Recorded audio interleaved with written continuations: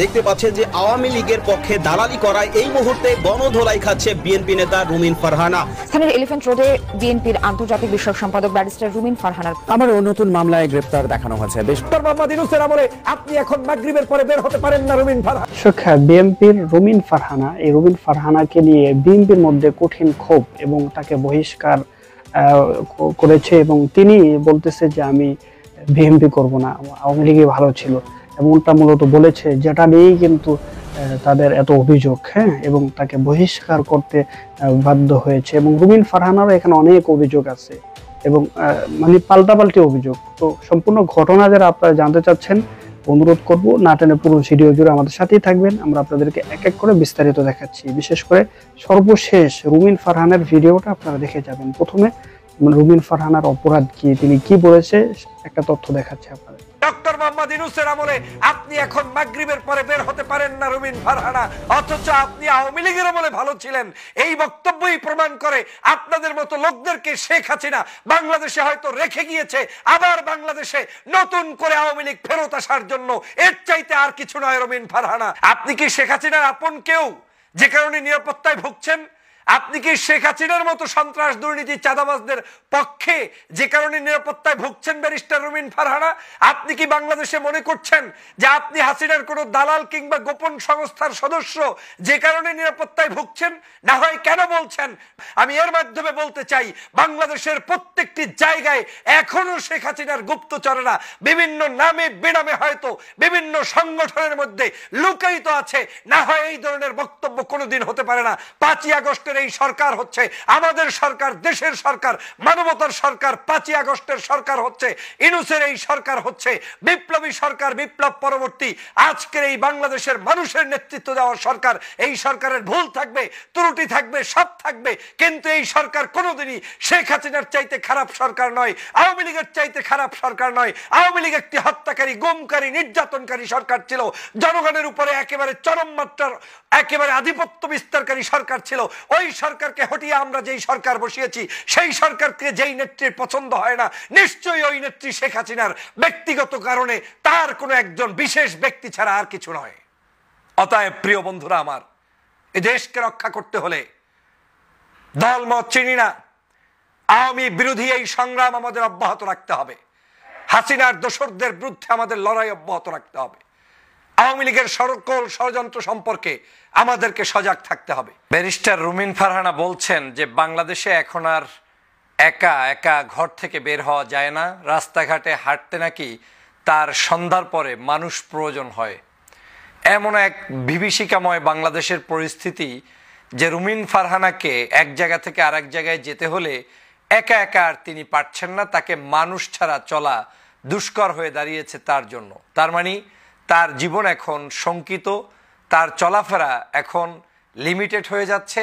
জনগণকে তিনি ভয় পাচ্ছেন, কে কোন জায়গা থেকে কিভাবে কি দুর্ঘটনা ঘটিয়ে ফেলেন সেগুলো নিয়ে তিনি একেবারেই জনসম্মুখে তথা লাইভে আপনার টক শোতে উন্মুক্ত করে দিলেন যে এই সরকারের সময় এরকম একটি খারাপ পরিস্থিতি বিরাজ করছে।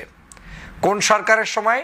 যেই সরকার 5ই আগস্টে জুলাই বিপ্লবের চেতনা ধারণ করে একটি অভ্যুত্থান, একটি বিপ্লব, একটি চেতনার উপর ভিত্তি করে প্রতিষ্ঠিত হয়েছে, সেই সরকারের সময় রুমিন ফারহানার জীবন নিরাপদে নেই।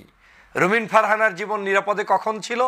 শেখ হাসিনার যে 16 বছর ছিল সেই সময় তিনি নিরাপদে ছিলেন, সেই সময় তিনি সংসদে ছিলেন, সেই সময় তিনি বাসা বাড়ি, টকশো, রাস্তাঘাট সব জায়গায় তিনি চলতে পারতেন। রাজনীতি ভিন্নভাবে করলেও তার কোনো নিরাপত্তার সমস্যা ছিল না।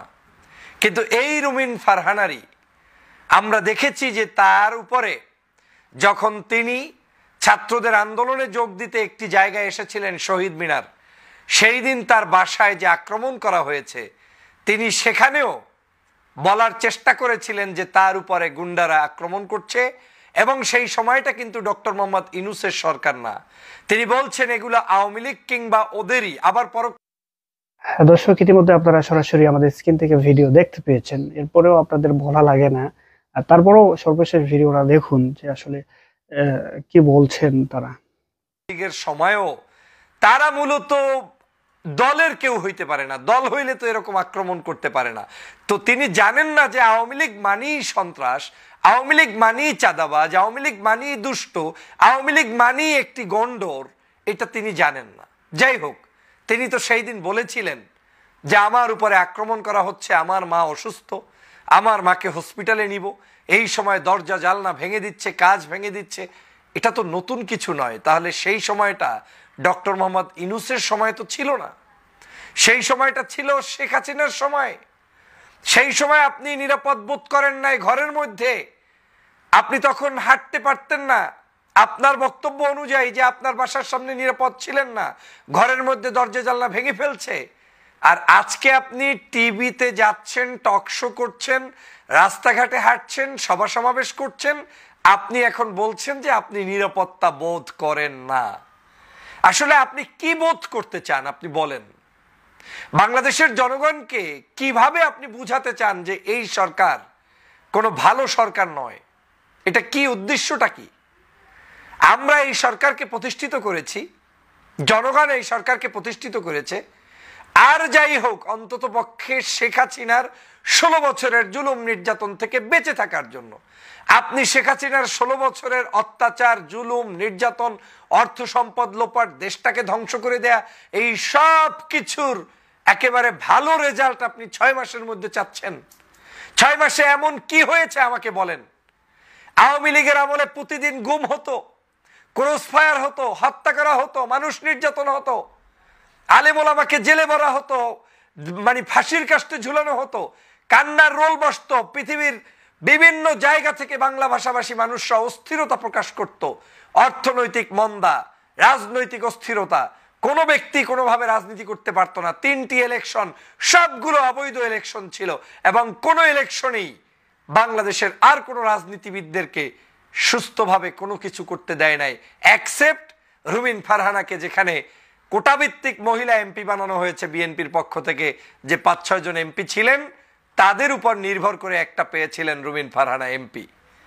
অনেক বিতর্ক আছে সেই সময়ের সংসদ সদস্য যারা যারা যুক্ত হয়েছেন, ওই 5 জনের প্রত্যেকেই প্রায় বিতর্কিত। একজন উকিল আব্দুস সত্তার, এই রুমিন ফারহানার আসনের লোক। এই উকিল আব্দুস সত্তার কিন্তু লোভ সহ্য করতে পারে নাই, মৃত্যুর আগে তাকে কি করতে হয়েছে, সেখানে কিন্তু তিনি স্বতন্ত্র ইলেকশন করে তারপরে তিনি সেখানে ওই আওয়ামী লীগে যোগ দিয়ে আওয়ামী লীগের সবাইকে নিয়ে আবার এমপি হওয়ার চেষ্টা করেছেন, হয়েছেনও তিনি। তারপরে আপনারা জানেন সেই উকিল আব্দুস সত্তার ইতিহাস। আরেকজন হচ্ছে এই যে হারুন সাহেব, কয়েকদিন আগে বক্তব্য দিয়েছেন, চাঁপাইনবাবগঞ্জ সম্ভবত তার বাড়ি। সর্বশেষ ভিডিও ইতিমধ্যে আপনারা দেখতে পেয়েছেন। এখানে রুমিন ফারহানা মানে যে আগে যেভাবে তিনি সত্য কথা মানুষ বলতো, মানুষ তাকে কেন এতটা ভালোবাসতো, যে তিনি সত্যর পক্ষে কথা বলতো, কিন্তু এখন দেখা যাচ্ছে তার রূপটা ব্যতিক্রমী হয়ে গেছে। হ্যাঁ, যে তার দল বিভিন্ন সময় চাঁদাবাজি, লুটপাট করতেছে, সেটার কথা না বলে মানে আওয়ামী লীগের পক্ষে, তারপরে বিভিন্ন আর কি রূপ এখন মানুষ দেখতে পাচ্ছে তার সম্পর্কে। যাই হোক, আপনাদের মতামত জানাবেন। ভালো লাগবে।